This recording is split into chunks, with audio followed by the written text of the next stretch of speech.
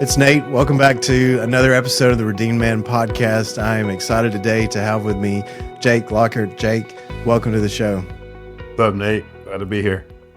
Well, it is such a privilege to have you on. We have several connections in common, being from the South, and it seems like if you work in certain circles or have certain connections, you build connections across different avenues, and you never know who you're going to talk to and find out they know somebody that you know. But I have had the honor and privilege to talk to several different people who know you personally, and they talk about the character that you have, the type man that you are. So excited to have you on the show today. We're going to jump right in. You work with Mayhem athletes. Talk a little bit about that. What does that look like? What do you do for somebody that maybe doesn't know anything about Mayhem or CrossFit? What does it look like for what you do on a day-to-day basis? Yeah, sure. So I run Mayhem Athlete, which is the online programming arm of Mayhem Nation. You might know as CrossFit Mayhem. Essentially, CrossFit is a fitness methodology that's gained popularity in the last 10 years or so. And our owner and CEO is Rich Froning. And he's more or less like the Michael Jordan of CrossFit. And CrossFit, in simple terms, is constantly varied functional movements performed at a high intensity. And as for anyone, everyone, the idea is to help you do things more functional, like sit down, stand up, put things over your head, walk, get from point A to point B. And it combines movements in a way that the variety is always high and they're functional, right? They're going to do things you do in day-to-day life. And so Rich won the CrossFit Games 10 times total, 4 as individual, 6 on a team. And he started a gym here in Cookeville, Tennessee, which I got to attend, join in 2012-13 area. And so I joined the gym there and got integrated, plugged in, started coaching, competed some, like not near at the level like Rich did or the other games athletes, but definitely took an interest in what we call the programming side, which is essentially like riding workouts and helping people get fitter in that. A lot of it for competitive side, definitely, since we attract those types of athletes that want to be competitive in the sport.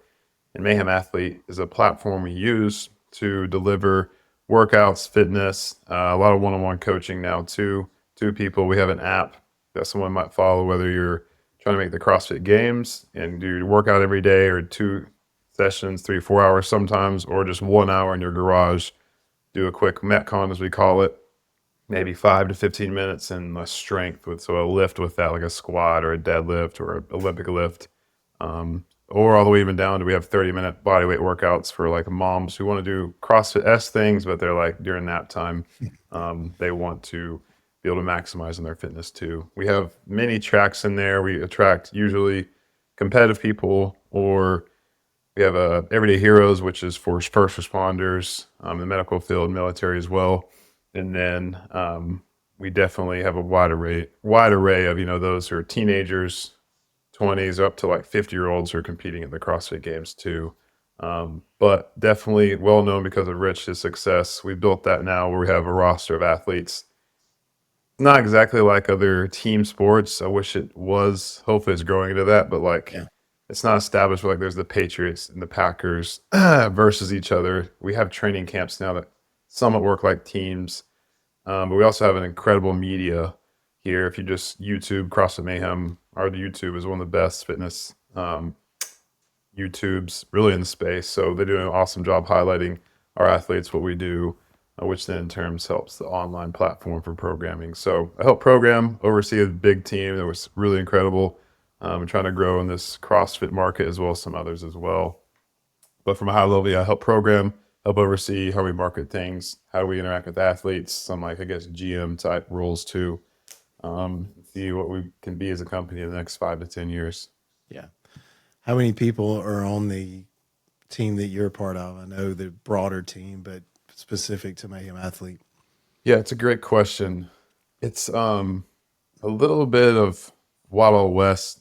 It's not the perfect term, but it's probably the closest term. It's not like sound like a 5-year deal with the team in CrossFit right now.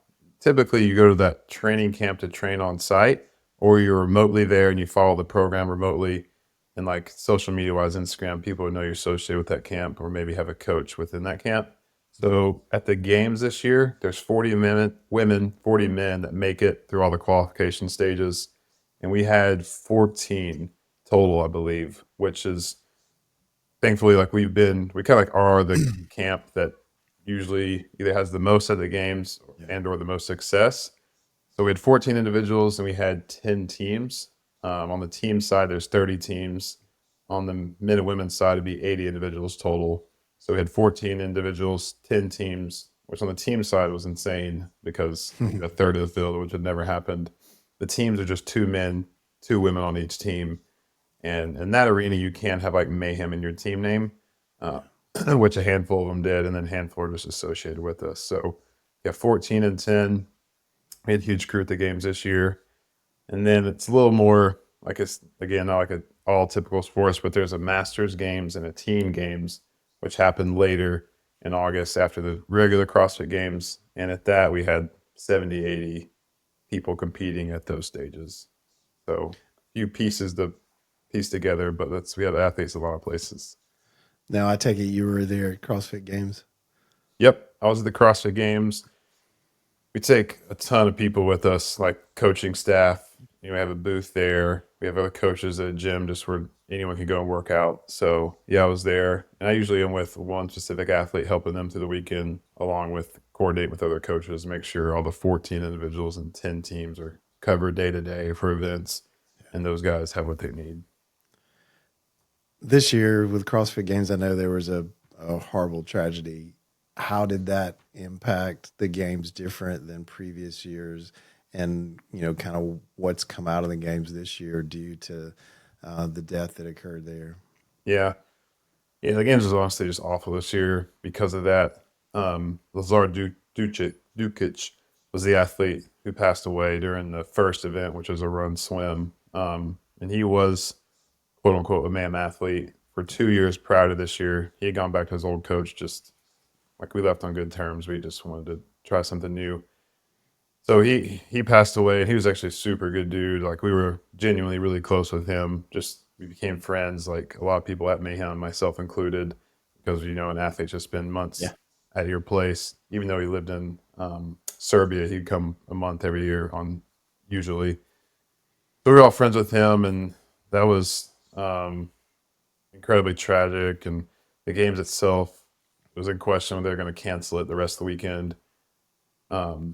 We ended up carrying on, but it just made it a totally different look, feel. Some athletes didn't participate, so the games was not good this year, to be honest. Anyone there watching could kind of tell, which it was just sad. I guess it was bad. I guess in some ways, some good comes out of it. Like Lord can work good at anything, and one thing that was super encouraging was Luke Parker. I think Luke's been on this podcast. Yes. Luke's been Yeah. part of the podcast. So I knew Lazar believed in God. I talked to him maybe just a little bit about it, like one time he was on site, but then Luke, it's on his Instagram, posted, hey, Lazar was a believer after church one Sunday. Like he talked to him about it and asked him, is Jesus your Lord and Savior? And Lazar just said, absolutely. So I actually saw that day, and then on, still sad, but just so much more hope from that. So internally, that helped us, Mayhem, a lot. And then it was so sad, but we almost most of our athletes still competed, which I'm glad they did, but to each his own on that weekend. So going forward, it's kind of a tumultuous season within CrossFit, the competitive sport, with potential, there's still investigation going on, but like a lot of people are saying there's obvious negligence. At the end of the day, it's just bad either way. So its future is a little bit up in the air with the sport. Well, you mentioned his faith, and Luke. I know faith is such an important element of Mayhem and what you guys do, and with your athletes. Talk a little bit about that, because some people may not understand completely the role that faith plays in Rich's life, and then just kind of how he leads the organization, and even your leadership within Mayhem Athlete. Yeah, for sure. So Rich grew up definitely going to church, and you could find dozens of podcasts him talking about his faith background. But as he got into CrossFit, his first year he lost the games, 2010, 2011. He won the games. And in that year in between, he really like I guess questioned like what his faith to him, was it mean, was his purpose of his life, and I think he took his relationship with the Lord to another level and was even like baptized in that time. And that's when he got his tattoo, Galatians 6:14 on his side. So faith in Jesus and what he says is like the most important thing to us at Mayhem. And Rich has made the core values: faith, family, fitness, and service. Those are four things that like try to filter everything through and build them on. Faith being the core value.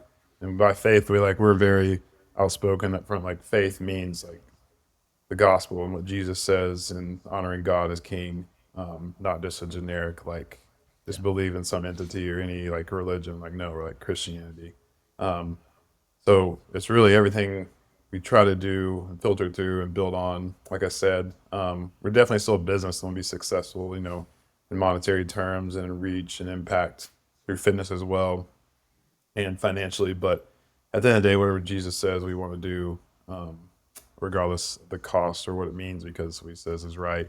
Yeah. And he'll bless us however we need to be blessed, either way. But that's really been like a huge leverage point for us as a company and just attracted so many good people from a sense of like Christians just naturally want to associate with us. There's oddly enough like a lot of Christians in the CrossFit space. A lot of them definitely are like Mayhem either fans or Mayhem athletes compete with us, but there's still a lot that aren't even technically like in the Mayhem camp or in our like business, but like they're still, we call them Mayhem friends. There's a lot out there, which is cool, that are believe the same things we do, we associate with, and like are just our friends. We still have athletes that work with us and even employees that aren't necessarily like Christians, which is totally fine. Like that's good. Like they need to have values as people and have integrity, but we want to attract those too for obvious reasons. So it's really been a strength for us as a business. God's blessed it in a lot of ways.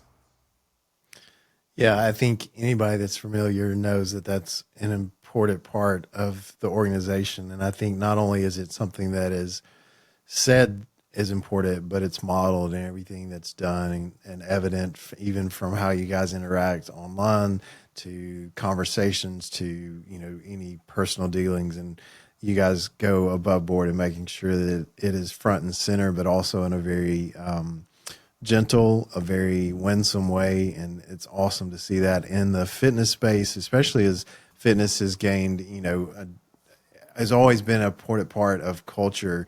But I think in recent times, there's so many shifts toward prideful focus on me, look at what I can do, and to have a space where guys are stepping in and gals are stepping in and really pointing to Christ and the ability that they have to do it and the gifts that they have and honor the Lord in that is really awesome to see. Your own journey to get to be a part of Mayhem. Let's go back. How did Jake grow up? Like, what was your childhood like? How did college experience, and then what led you to be a part of the team? Yeah. So I grew up in Chattanooga, Tennessee.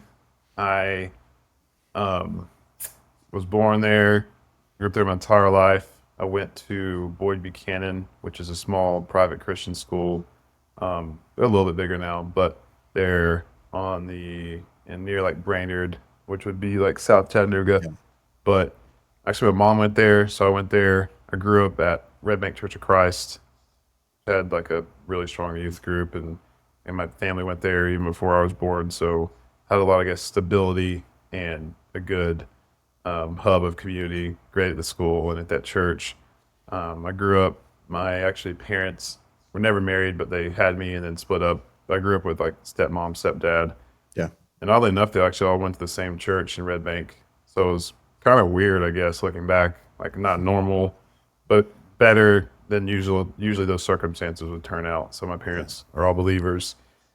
They still go to that church. I grew up at Boyd elementary school, middle school, high school. Was very competitive, like loved sports, football, basketball my whole life, some baseball. I actually played soccer in high school. So I tell people, it's odd enough, like every day going through the basketball gym, we'd walk to classes or like be transitioned through, sometimes practice. They had the state championship banners and like a picture of the teams and then, like how it falls down from the ceiling. The banners do, and that's all I wanted really in my entire middle school, high school career. I was like, I want one championship, I want to win a ring. So that was incredibly important to me growing up, just to, I guess, play at the highest level in high school and just to do something not very many in our high school had done or school history. So very competitive football, basketball. And along with that, we actually didn't have a weight training program. So it's now like as much as I've trained weights in CrossFit, like done strength and conditioning, then like we didn't have it. So we were definitely like ball strong or sports strong, Yeah. but like Yeah. just test our one on back squat or lifts, like they weren't that good.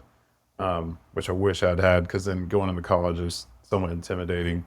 Um, but so that was a big part of my life. So was the youth group. Some of my best friends from that youth group, like my old youth minister, I actually saw him yesterday. We were in Chattanooga. My best friend is from there too. So a lot of good in my life has for sure come from my church I grew up at. That now two or three, my best friend and other really good friends are there or from there. So that's really pretty awesome that I get to still have those relationships. So went to school, youth group, sports really important. I did pretty good in school, and I was a quote unquote good kid. Yeah. I was the oldest of. My mom has 4 kids, and my dad has 3, including me. So they're split, but I have like 5 siblings total. Um, but like I never got into drugs, alcohol, anything. I mean, had girlfriends, but I just didn't really care about any of that. It wasn't even so much of like I just didn't have a desire. So it wasn't perfect by any means, but never got into really big trouble. And I'm sure the youth group helps going to Christian school, even though I mean Christian school has everything anywhere else has as far as drugs, alcohol, just less of it. So did that. The senior year, we did lose a state championship in football, which was here at Tennessee Tech, actually, where we live now in Cookeville. I was like depressed for like 6 months, probably like 2 or 3 at least. My mom will tell me. But then soccer, we played that. I only played that a few years, and I was just goalie, just jump around like I couldn't kick a ball to save my life. Which is a bunch of football players running around on the field, and we did win a state championship in soccer. So like, finally got what I wanted my entire life. But now I've never even seen that picture in the gym that I would walk through every day. They probably don't even have it hanging up. So finished high school, finally did that. Got up here to Tennessee Tech because it was close but not too far away. A couple years in, I had a buddy going to Tech's Athletic Performance Center is where CrossFit was at the time, kind of combined with Yeah. what was Mayhem, really before Mayhem, and a guy named Chip Pugh had CrossFit Cookeville. He was a strength and conditioning coach at Tech, so they run classes every night. Rich coached some. Elijah Muhammad was coaching then. Now a good friend, Donovan Degree was. I don't think Darren was yet. Darren Hunsucker is Rich's cousin. But started doing it there. And then the next year, 2012 into 13, it moved to the original CrossFit Mayhem location where people think of as like the original Mayhem. It's by Ralph's Donuts. If you YouTube old videos, it's there. And that's where I would just be in the corner working out. I didn't really know what I was doing, but I'd ask Rich's cousins, Darren, the head coach at the time, hey, give us a workout. And so I just go in the corner and do it, or I'd see what Rich did with a buddy. Eventually, me and another guy were there so much, Rich just said, hey, come work out in my barn. This is way before, like, dozens of drop-ins every day or people just trying to find Rich. It's just as he was rising in popularity. So from 2013, that entire year, me and a guy basically did almost every workout with Rich, just at his barn or at the gym, and just followed him around while we were in college. We just come in between classes, started coaching as well. And from then on, we just were some of the first, more or less, coaches at CrossFit Mayhem, training partners with Rich. So the years that followed, we would compete some on like CrossFit Mayhem's teams, coach there. And through that, eventually Rich started what would they call What's Rich Doing, which was literally just his workouts. And we just put it online. And that was the guy that inputted it into like the system. Like, here's what Rich did. Open up your app and see it. And obviously over many years, we're like, hey, we should add a 60-minute version. We should add a competitive version that's like not exactly what you're doing, but like for someone who could ramp up. And from then we've added like 10 programs in the last, I guess 8 or so years that people can follow, be a part of.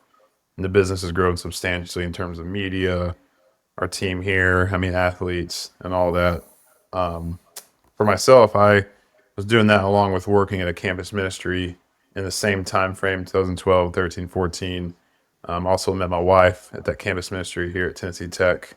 College Side Church is where it all is hubbed right by the campus. So I met my wife. We got married pretty quickly. We only dated 2013, like 8 months. We're engaged 8 months. Got married in 14. I was getting my master's, working at a church, or college side, and another church eventually. And then 2016, we decided to go to physical therapy school in Nashville. So I just worked remotely with Mayhem, stopped working ministry, and went to PT school for a few years there, which was a really stressful decision because I figured we'd just stay in Cookville. But we ended up going, which was the right call, even though now I'm really not even practicing physical therapy anymore. But it was just the timing and what was supposed to happen. So we did that, worked there a few years, worked at a gym, some, and competed at CrossFit Hendersonville near Nashville. Made a ton of good relationships. We had an awesome church called Ethos Church in Nashville. It's one of the larger churches, along with, oh shoot, I just blanked. There's another big church. It's one of the two probably in Nashville.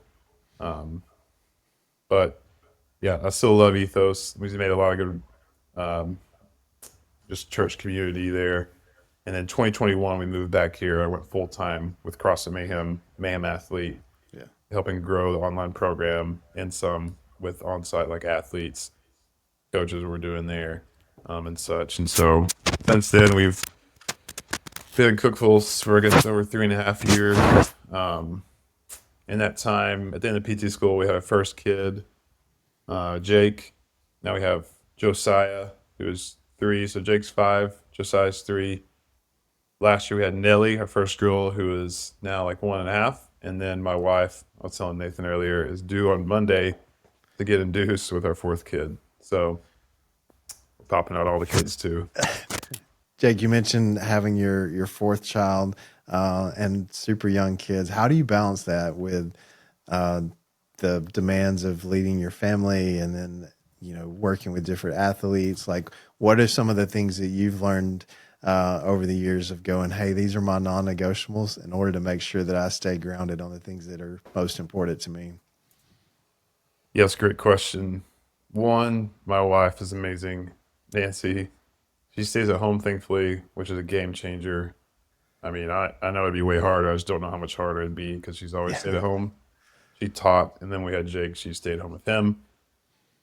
So that's huge. Thankfully, when I did PT, it was different. Like you had to be there, 8 to 5 or whatever the schedule was. So just that's what it was. And outside of that, I was working Mayhem as a second job. I just do it around like Jake when he's asleep or on the weekends. I had one day off. I was like Thursdays I could work Mayhem. But as a whole now, yeah, I still try to structure my day somewhat like I'm gonna be going to work from 8 to 5 in general, or 8 to 6, whatever it is. I get home every night by 6. Is kind of like Yeah. that's the time to be home. Some days it's 6:15, some days it's 5:30. Like try to be home every day by 6. That way we can do family dinner, and then just be dad from 6 to 8 when kids go to bed. Some other stakeholders, I guess, in our life that's like helps to set boundaries and make the main thing for family would be on weekends I get the kids up. Our kids are in bed from 8 to 8, even if they're not asleep. They're just actually on our boys' door. They share the same room, Jake and Josiah. They're 5 and 3, and we just did reverse locks. So we lock them in there. And it's a parenting hack. I highly recommend it. Like, we have something to monitor, but lock the kids in there and stay in the room. Otherwise, you're going to get dominated at 6:30 when they wake up. Like, no, they go back to sleep or stay in there. But I can get the kids up on the weekends, or try to as many as I can. I travel some, but I help Nancy with that. We do church obviously every Sunday, most Wednesdays. So we'll go to church as family, and then every night though, we like try to not ever do screens. Like I'm bad about my phone, but I'll try to leave it in another room or not be on it with the kids. We'll do family movie night once a week, but like the TV is not on a typical night if you walk in our house. So that means they're either playing after dinner, like we'll do wrestling with the boys or just play around, whatever they. Yeah. That's usually what they want to do, or going outside for a walk, or maybe playing in the yard. But as a whole, like we're trying not to be on screen, especially with the kids. Engage with them. And that's the biggest thing is, I think Jordan B. Peterson said it, like, you've heard of other places. It's not so much like the big moments, right? Like, you remember like the Disney trip or the vacation or the whatever birthday, but really what matters is like, what did your parents do for you every single day and every night is like the little things, like how you leave every morning and kiss your wife goodbye or come home and greet the kids. Like those little things are every day that add up to really like what your kids' childhood are like.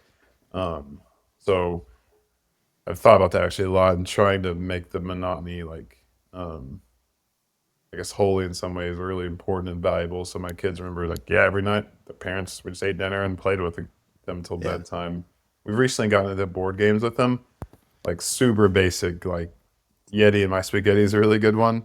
You stack like spaghettis and the Yeah. Yeti can fall in. You can Google some others that just little things like that where Jake's 5 is learning to play and Josiah can kind of hop into. So yeah, those are some ways that we do try to make the nights more meaningful. Even though it's boring, right? It'd be way more fun just to throw on the TV and like just every night watch a movie. But we don't need to do that. So those are some of the simple ways I guess we try to, yeah, do parenting better. Justin Whitmore early writes, and I think it's House Habits of the Household, kind of very similar. Of like, Oh, what's yep. your We've read that. liturgy of your home? Like, what are the habits that you're teaching and building in, and really that whole thought of it's the little things, it's the habits that we build into our kids by the way we live each and every day. So, love that. I think that's great advice for dads, especially young dads with the game nights, and then trying to make sure you have that rhythm and flow to your family. You talked about your faith. You talked about even how you're raising your kids. What does redemption mean to you, Jake? We often talk about that on our podcast because for us, it really is this thought that as a follower of Jesus, transformation and redemption is the heartbeat of the story. And so I love to hear in your own words what redemption means for you. Yeah, that's a good question. I mean, with faith, obviously redemption, like been redeemed by the blood of the Lamb. So it's what Jesus did for us, has done for us, and is doing for us, Yeah. and really will do for us in the future. Um, so definitely, like the gospel, I guess, its essence is being redeemed through that. Jesus work on the cross, being raised, and just living the perfect life. Like redemption can look different for each of us in our day to day walk. Trying to think of it. Probably the only one coming top of mind, Bible verse. I'm sure you have a theme verse. I should know it. But really, like redemption is at its core, and what I've probably been more transformed by my faith in the last, I don't know, 5 years or so is like it's what Jesus is doing, like not what I'm doing. Yeah. Ephesians 2 says you were dead in the trespasses and sins which you once Yeah. walked according to the like powers of this world. But God, being rich in mercy, made you alive through Christ. So I grew up with Church of Christ Church. I still like hold like a ton of the beliefs and values and doctrine, but some that I don't hold as tightly as would be, I guess, Arminianism or free will, Yeah. or you can Yeah. go Google it later if you're listening. But I was really challenged in my faith when I started dating Nancy because she went to a primitive Baptist church, which had been the polar opposite in terms of doctrine or theology on like Yeah. sovereignty of God and Calvinism. At first, I would just get mad about it, and like, what is the way they present things or talk about it?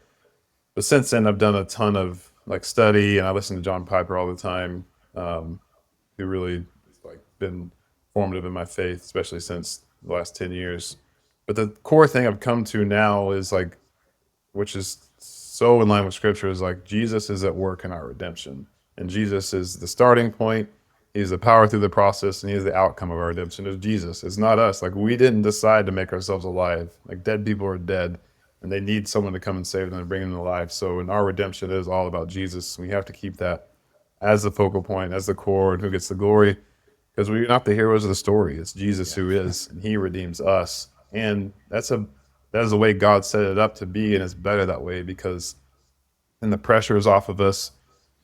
We're not being held accountable to the outcome of what happens in this world. or other people's faith. But if God has all the power and all the authority and all the might, and he certainly empowers us with some of that, but it allows us to live in a free way to where we can redeem our work and our families and when we interact with others through really what Jesus did so they might find redemption too. And just like it says, I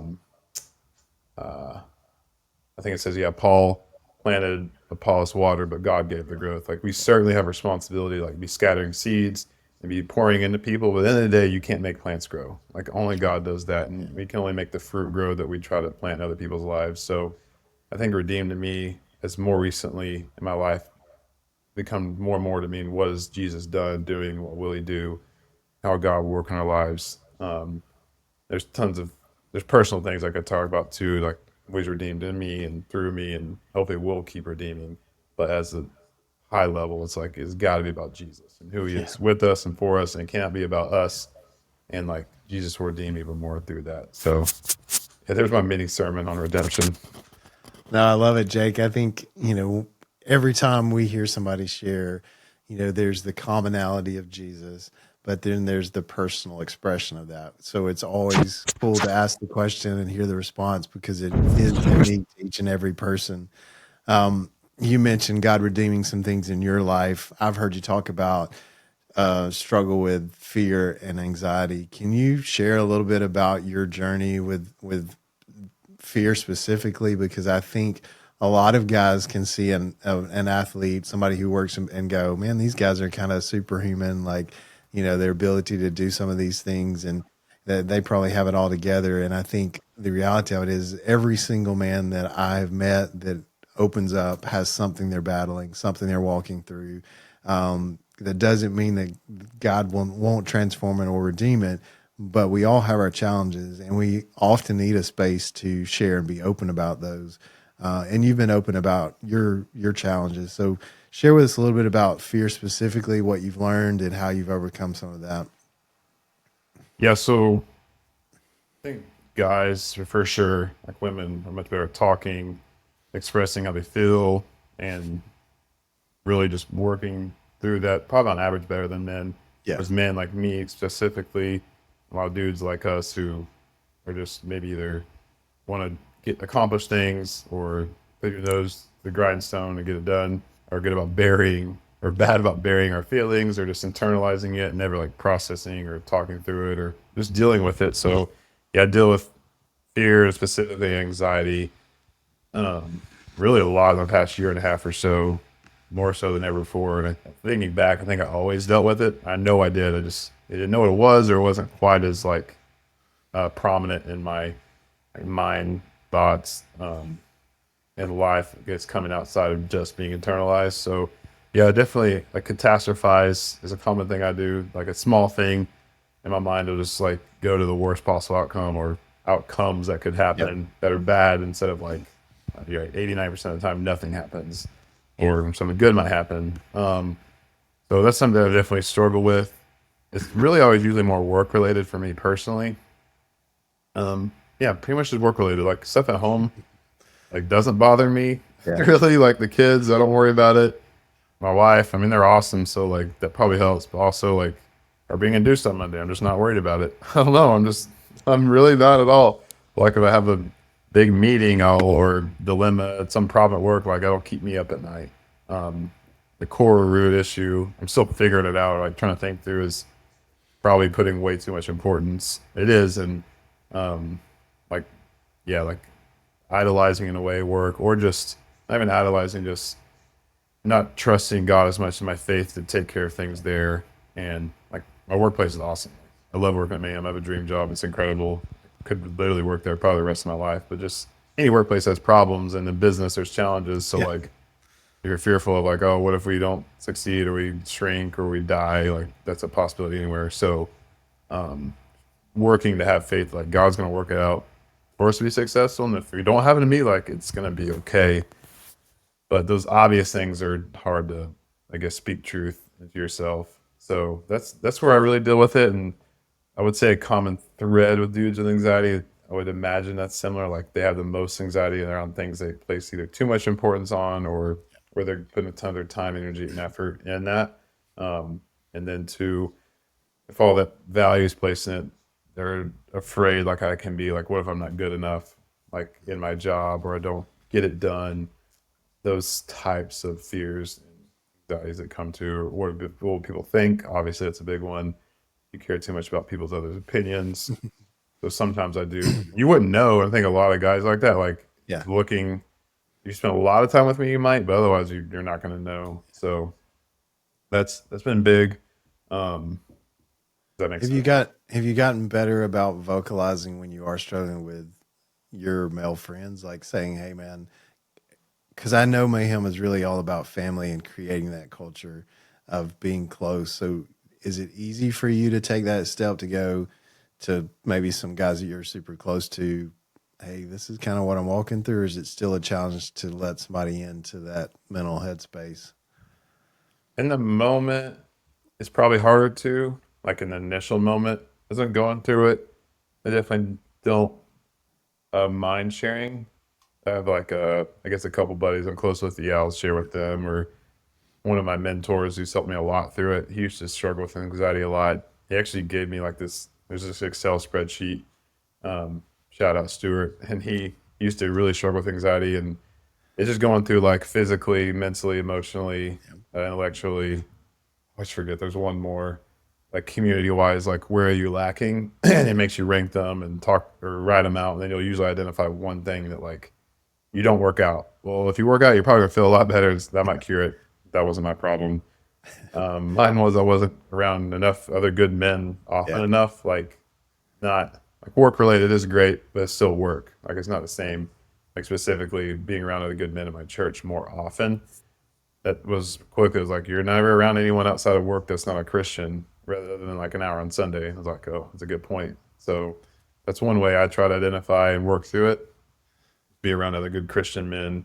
Um, and yeah, I really don't care to share about my anxiety or what I struggle with, but in the moment, it's harder for me sometimes. Yeah, to like be like, this is what I'm struggling with. This is why. And when I say it out loud, yeah, I get it's unreasonable, but it's still a struggle, whatever that specific situation is. So yeah, I definitely have a few dudes that are helpful and tight within that. But no, I'm not great at like always externalizing it or working through it when it's happening. Gotten better though. Yeah. Yeah, I think the reality of it is for guys who even grow in that ability, I think it's always something we have to consistently work at. Paul said he learned to be content in any and every circumstance. He learned it. It wasn't something he was good at, and so I think learning how to share and be open is one of the big challenges for me, and that's really why the Redeemed exists, is to help guys find a space that they feel like is safe to be able to open up about. I think oftentimes for guys, it's easier for us in an online or a space where maybe we haven't met these guys before. I find that guys often are more vulnerable, more honest than they would have been with some guys maybe that they know really well. And sometimes that's a good first step for guys to take, or to even have that avenue in their life. I see it as like going to a counselor. You go to a counselor and they don't really know much about you, and they're sworn to kind of keep it safe space. I think it becomes that way when you step into a group where maybe you don't know the guys and you're like, oh, I can share this. And these guys are committed to that safety, and guys open up. The important part is learning how to live that out on a regular daily basis with the people that we do life with. And that is the challenge that I think all of us be working on throughout our life. Jake, I appreciate your honesty in that. I mean, not that in itself is a beautiful thing, because a lot of times guys want to present a certain look to who they are, or the strength that they have. And just want to thank you and honor you for that vulnerability. What is it with what you do that really makes you come alive? Like at the end of the day, what do you enjoy the most about the things that are going on in your life, whether it's Mayhem Athlete, whether it's you're investing in your kids? Obviously, I know there's the relational aspect of family that's super important to you, but is there something that you're like, man, when I see this happen, or when I see somebody take this step, it really just sets my heart on fire and makes me come alive? Yeah. There's probably a few. Like it's definitely fun to win. So like as a business grows, that's always fun. Or if like we have an athlete like literally win, that's gonna be Yeah. fun. More specifically for me, three of my big things. I did Mayhem Mindset course with Jim Hensel like years ago. But the three of my quote unquote B's, kind of like who comes out of me, at least at the time, seemed to be connect, move, and conquer. So I really love connecting with people or making connections between people I know that are new to each other. That can be a lot of levels, like old friends. I think you should know each other, or people that come into Mayhem, get to start connecting with them. And then connecting people to like with who they are, with their faith is going to be big with me as well. So just like I guess seeing people grow in themselves, getting better, or being part of something new for them, whether it's fitness or a community, that's definitely huge. Getting to come alive in that aspect, which is really good for the role I'm in. With and in person, it helps a lot too with um, making new friends, or a lot of ways that can be done. Obviously, like the Ironman I did last year, one of the most fun things was trying to get people to do it with me. Like who can I Yeah. connect with? Who are we gonna get to go down there? I recruited hard. We got like a handful, but things like that are really definitely like at the core of me making I guess come alive and then moving like with people. So working out with people is huge, and Mayhem's all about that. So that would be, and I can really say conquer. That's essentially just winning. Winning's always Yeah. fun. Yeah. I don't think there's anybody that's in the professional sports space or fitness space that doesn't love some competition. It makes you better and improves what you're doing. As a Christian man and as an organization that's about fitness, there is a kind of a movement among a lot of Christian guys with extreme focus toward fitness and discipline. Do you think there's a danger in that for guys that maybe that's not their thing, to make it to where almost like this is what's supposed to be normal for a Christian guy? Kind of the whole focus on discipline and fitness as a part of their faith. I guess could you explain what you mean the danger being in? Yeah, I think there's some guys that in spaces maybe they didn't grow up in athletics, maybe they've struggled with some weight issues, and then kind of this whole thing of like, oh well, this is the kind of fitness level you need to be at because people see with social media, hey, there's a Luke Parker or there's this guy. I'm not that guy. I mean, even yourself, I've heard you share on a podcast of like, hey, I'm a fitness guy, but I don't look like those guys even in the male arena, because I think sometimes we think of that as just a woman's thing of like women comparing physically how they look to another woman, but I think there's a real issue as we look at even research recently about that being a greater issue for guys than it has been in the past. Oh yeah, yeah, definitely. The I think about the quote all the time: "Comparison is the thief of joy," which I do. I've done so much in life. Like with a lot of time, I want to be fitter, so beat the guy who's just a little bit fitter Yeah. than me. Because like I'm never gonna be as fit as Rich, but like the next little level up. Yep. Same thing now with you can do with money, finances.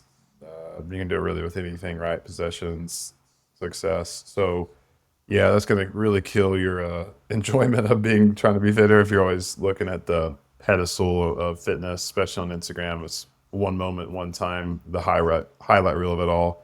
So yeah, I've struggled with it too. Guys all the time, they either we want the six pack or the huge arms and chest and back, or maybe like the really strong lifts. So guys do it a ton, me included. Um, I think it's okay to have like definitely want fitness goals is good. It's something a North Star to reach to. It's just finding the balance of like, don't idolize it. Don't feel completely like a piece of trash if you're not there.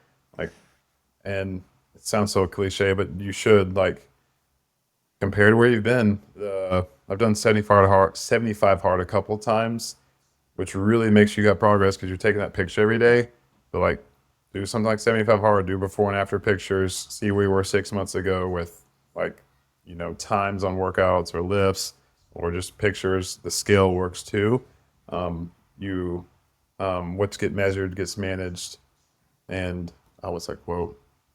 Basically, if you don't measure, it's not going to get managed. So if you don't know where you're at or you're going, you don't know how to get there. So there is value in those things. It's just Don't be scrolling through the feed of Instagram to see who's the most jacked and who you don't look like. I think really just social media is what drives that so much, like you mentioned. If you stay off social media, that's really going to probably take care of a ton of the problems. Same thing with anxiety, fear, or lack of feeling good enough. Like anxiety is going to ramp all that up, me included. So don't be on social media as much, and it'll probably help that a lot. One last question I have for you. You're leading in this organization at a very high level. What have you learned about leadership?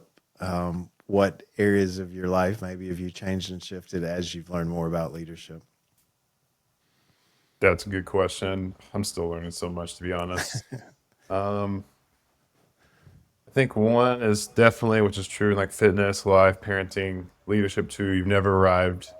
Like you always got to be learning from people who are doing it better than you, and being humble enough to receive feedback and improve where you need to improve. Um, I think that's one big one too. People are usually the problem, and people are also the solution. So people are the most difficult thing to deal with it, but they're also the reason we do it all. Uh, Having an incredible team is so important. Have an awesome team that work with me, and that's the only way you win is if you have great people around you. So thankfully, we have a ton of great people at Mayhem who make our ship run, allow us to do things, and want to get better, have similar values. Um, and I think just I'm reading a book right now, really slowly, the spiritual leadership. Forget who it's by, but at the end of the day, like you have to be reliant on God to set the vision of where you as a leadership should be going, how you should be going about it, how He's instructed leaders through the Bible and through history that were great leaders. Like, what did God tell them to do? How did God tell them to go about it? Old Testament, New Testament, Jesus. So I guess learning that's like big principles to go by. But what are those principles and how do they distill them into whatever they were leading, how they did it? So that's big as well. Loved what you said about feedback. I think that is something that is crucial in leadership. Honestly, crucial in all aspects of my life. Proverbs talks about many advisors, and oftentimes the thing that we're not good at and we don't develop is that ability to learn from others and have them give us healthy feedback that helps us grow. Because when we hear others and we're able to learn from people that are, maybe better at something than we are, it can really help us grow in some ways that we didn't think possible by having those other people around us. So awesome. Thank you, Jake. Thank you for your insights. Thank you for sharing about Mayhem Athlete. Thank you for sharing about your own journey. It was a pleasure to have you on the podcast today. And we're praying for you and your family, especially your wife, as she welcomes this new one into the family. Definitely. Thank you, Nathan. Hope good comes from it.